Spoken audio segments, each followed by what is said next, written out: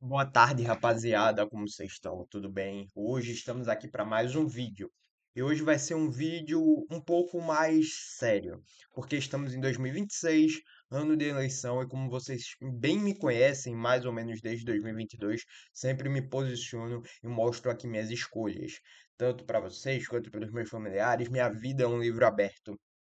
E eu, antes de falar minha posição política para esse ano de 2026, eu vou.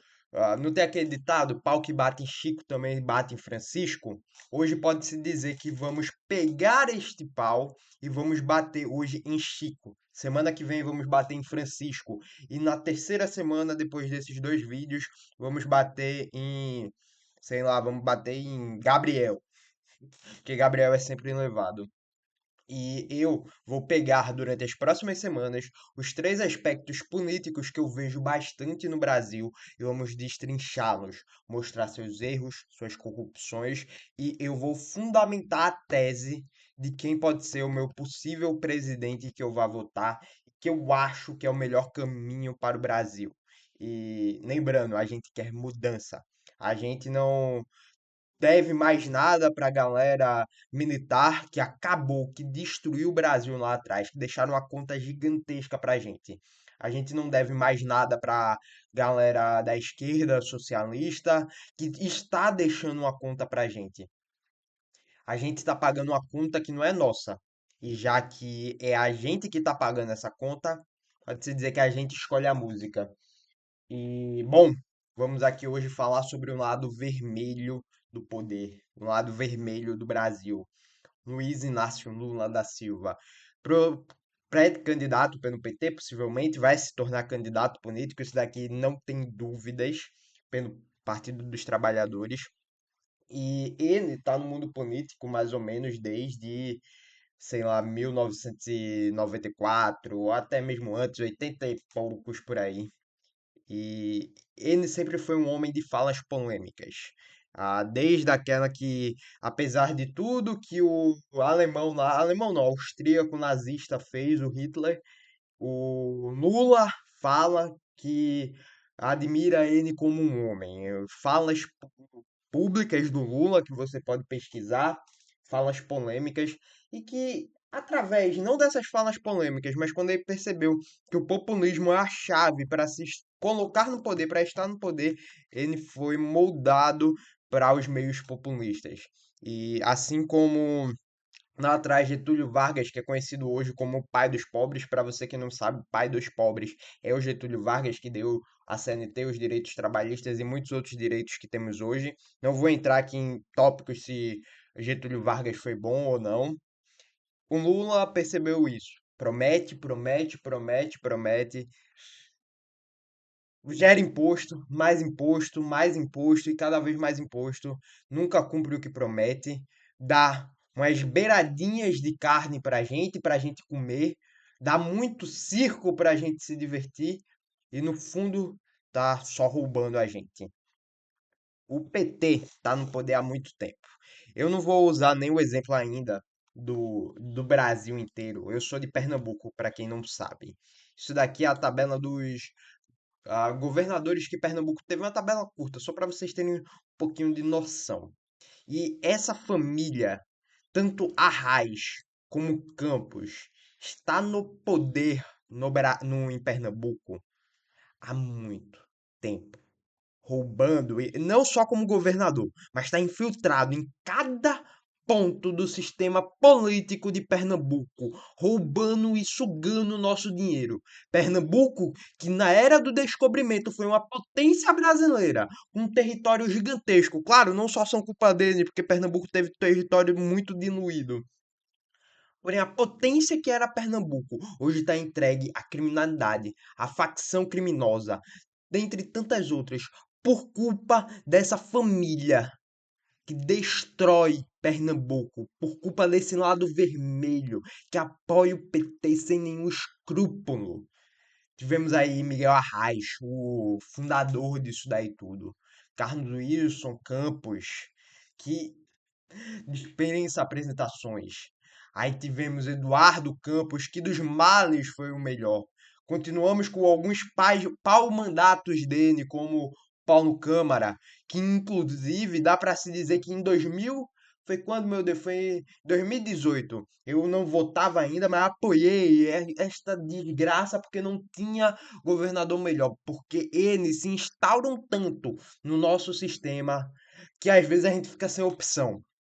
Porque quando a gente olha, tá a disputa entre Marília Reis e João Campos, como aconteceu em Recife alguns anos atrás.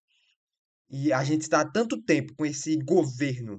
Eu acho muito errado falar isso, mas eu vou chamar assim, mesmo que eu acho pejorativo entre muitas aspas, estamos tanto tempo com esse governo esquerdista que Pernambuco não aceita uma mudança.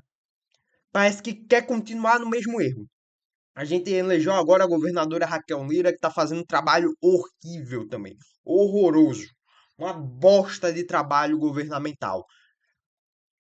Porém, o que que acontece com a maioria das pessoas? Vê um negócio que tá ruim, de vez em querer mudar. Não, continua na mesmice porque é um trabalho novo que não sei o quê, e continua na desgraça que tá, sempre. E vai até não aguentar mais. Aí quando a bomba estoura, Hiroshima e Nagasaki explode, aí muda. Isso acontece até com a política também. Porque a gente viu o que Paulo Câmara fez. A gente viu o que Eduardo Campos fez, que apesar, é muito ruim falar isso, mas você vê que os políticos brasileiros têm que fazer a gente falar isso. Dois males que ele fez foi o que mais fez alguma coisinha. Mas o que toda a família Campos e Arraes tem feito em Recife, tem feito em Pernambuco. A gente veio mudar agora em 2022. Que tá um governo bosta também. Aí de vez da população ver que Tico quanto Teco não estão batendo e ver outras melhores opções que podemos ter, que eu creio que não tenha, não, vai continuar na mesmice. Provavelmente o atual prefeito de Recife, que é o João Campos, que só sabe dançar, dancinha de funk, o populismo barato que pernambucano tanto ama, vai se candidatar para governador esse ano e vai ganhar. E vai ganhar como governador. Vocês entendem isso? Porque a gente gosta de estar na bosta. A gente gosta da pessoa dançando funk, prometendo picanha, prometendo cerveja. Mas não tem um mínimo de preparo para entender que tudo que está ali na esfera política quer ferrar a gente, quer ferrar a população. E um dos exemplos é o próprio PT. Vamos falar do Painho agora, né? O Painho que está no poder desde 2002. Vamos combinar que a Dilma foi um repertório vindo do Lula, foi pau mandato do Lula, com vários casos de corrupção. 13 escândalos de corrupção, isso daqui lá atrás, antes desse novo governo. 13 escândalos. O do Valdomiro Diniz, que o então assessor à presidência para assuntos parlamentares protagonizou o primeiro escândalo do governo Lula em fevereiro de 2004. Valdomiro Diniz foi afastado do cargo depois de divulgar um vídeo em que aparece cobrando propina para arrecadar dinheiro para a campanha eleitoral de 2002. É, primeiro da história, tivemos um mensalão em 2005, o esquema de compra de votos, comandado pelo governo do PT, foi revelado e colocou Lula contra a parede. E aí o pessoal diz que não teve esquema, que isso daqui é falso, é fake news, é bolsonarismo. Eu não sou bolsonarista não, só para informar, tá? Aí a gente segue pro próximo, cassação de Disseu, que com 293 votos a favor, a Câmara dos Deputados cassou o mandato do então deputado José Disseu do PT São Paulo por quebra de de decoro em dezembro de 2015. A decisão ocorreu depois de uma série de depoimentos de Roberto Jefferson, do PTB, que revelaram o escândalo do mensalão e dos Correios e que resultam na demissão de Disseu da Casa Silva. E outro escândalo que eu nem pesquisei aqui para mostrar para você, o dos Correios que está acontecendo esse ano, que aconteceu no finalzinho do ano passado com um rombo gigantesco. Esse é um lado vermelho do Brasil. Esse é um lado vermelho. Escândalo dos aloprados, outro escândalo do PT também. Vamos seguindo aqui a renúncia de Palocci, que em março de 2006, Antônio Palocci renunciou ao cargo do ministro da Fazenda. A renúncia aconteceu depois da acusação que ele teria chefiado o esquema de corrupção na época em que era prefeito de Ribeirão Preto. Isso aqui é tudo coligado com o PT, velho. E o Lula lá recebendo dinheirinho da gente. Prisão da cúpula do PT, que aconteceu também em outubro de 2012. A faxina da Dilma, no primeiro ano de mandato da presidente Dilma Rousseff, prenderam, perderam o cargo sob suspeita de malfeitos. Os ex-ministros Antônio Palocci da Fazenda, Wagner Rossi da Agricultura, Orlando Silveira do Esporte, Pedro Novaes Turismo e Mário Negromonte de Cidades. Dilma enfrenta a primeira turbulência no poder. E a gente vai, a Lava Jato, que a Operação Lava Jato foi a responsável por colocar esses corruptos na cadeia. Na cadeia. E a Operação Lava Jato foi caçada depois, foi acabada por um ex-presidente aí, que é assunto para outra semana. Que tirou esses corruptos da cadeia, alimentando a fera. E aí, quando a fera é alimentada, ela tem as palavras doces certas para voltar para o poder. Prisão de ex-tesoureiro, conigado com o PT envolvendo a Petrobras. Pedaladas na Dilma do impeachment, isso daqui é incrível, velho. Em parecer unânime no Tribunal de Contas da União, as pedaladas fiscais e manobras contábeis praticadas pela presidente Dilma Rousseff foram consideradas crime de responsabilidade fiscal. Pedido de impeachment da Dilma na Câmara defende cassação por crime de responsabilidade. Isso aqui é incrível, velho. Marqueteiro é preso.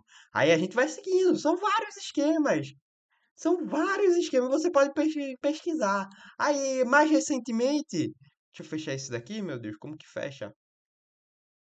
A gente teve o escândalo aí do INSS com o irmão. Presidente, vou falar até baixo aqui. O irmão de um certo presidente. Lá, né? Aí, PF sigilo fiscal, sobre o caso Master, caso do Banco Master, que aqui você vê a união de todos esses aspectos políticos. Não é esquerda, não é direita, mas até cristãos, ditos cristãos, estão aqui nesse caso também. Você pode ver lá, só para informar. É impressionante como esse lado vermelho do poder tá há tanto tempo, mas tá há tanto tempo no poder que a população não consegue ver. Aceita qualquer pão e circo, aceita qualquer voz doce do diabo, voz doce do inimigo e elege essas mesmas pessoas de volta para o poder. Elege essas pessoas para um lugar onde elas não deveriam estar. Eu não estou falando aqui que um lado é a solução certa de não sei o que, não. Eu sou ateu político. Não tenho os ateus cristãos, os ateus de divindade, não sei o que. Eu sou ateu político. Eu não acredito que possa vir uma coisa boa da política brasileira. Eu tenho o meu voto, tenho uma pessoa que eu vou defender. Defender, tipo, no sentido de votar, pelo amor de Deus, tá? Porque defender político, se cometer crime, pra mim vai pra cadeia. Eu tenho quem eu vou votar, porém, eu não vejo ele como um salvador da pátria, não. Ele não vai salvar. O Brasil vai continuar a mesma desgraça que tá. Mas temos que botar sangue novo às vezes para presidência, porque continuar na mesmice que tá, repetindo os mesmos erros do passado, vai quebrar sempre cada vez mais e mais o Brasil. Acreditar em um governo que defende ditaduras, acreditar em um governo que defende atos genocidas por terroristas lá no Oriente Médio, isso é o cúmulo do desrespeito. Eu já percebeu que eu sou anti-esquerda, sou anti-PT e vou manter essa minha posição aí. Destroem a economia, destroem o nosso bolso, destroem a população. E a população, com olhos vendados, fingindo que não tá vendo. Oh, que coisinha boa, não sei o quê. Eu só digo uma coisa.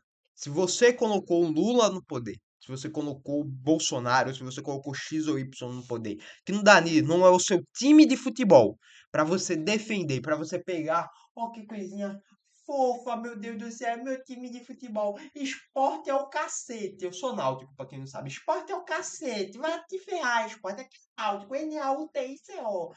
O Náutico vai se catar. É casar, casar, casar. Não sei a música do esporte, eu esqueci agora. Não, político não é o seu time de futebol. Não é a seleção brasileira pra você defender e xingar gringo. Não é pra você botar ketchup na pizza na frente de italiano, não. Se você colocou um político no poder, o seu dever é cobrar daquele político. Não são todas as atitudes dele que vão estar certas, de forma alguma. Não se pode defender esse tipo de algumas atitudes dele. Você não pode fechar os olhos para isso. Você tem que criticar. Só que estamos em um tempo tão de extremos que você criticar uma ideia de alguma coisa já. Ah, você é não sei o que comunista. Ah, você é um nazi fascista. Ah, te catar, meu irmão. A gente parece que perdeu o bom senso com o tempo. E normalmente a pessoa que tem um bom senso é a mais atacada. Que não é nem isso nem aquilo, como diria o Maurício Meirelles. Não é nem isso nem aquilo. Aí você é xingado pelos dois lados. O que eu tô tentando trazer isso aqui pra vocês é: tenham bom senso. Não sejam escravos políticos. Não sejam manda-chuvas políticos. Abram seus olhos, principalmente para esse lado vermelho do poder, que está há anos no poder, que está há uns 14 fucking anos no poder. Eu não falei até um palavrão em inglês, mil perdões, tá, galera? Tá há 14 anos no poder. E não muda, não muda. O Brasil não muda. Continuamos repetindo esses mesmos erros. Continuamos repetindo essa mesma desgraça que acontece cada vez mais e mais no Brasil. E posso dizer que o pau bateu em Chico hoje. Mas sexta-feira que vem o pau vai bater em Francisco. Esse foi o vídeo de hoje. Clica no vídeo aí do lado. Tamo juntasso, viu, galera? Falou, fui e tchau.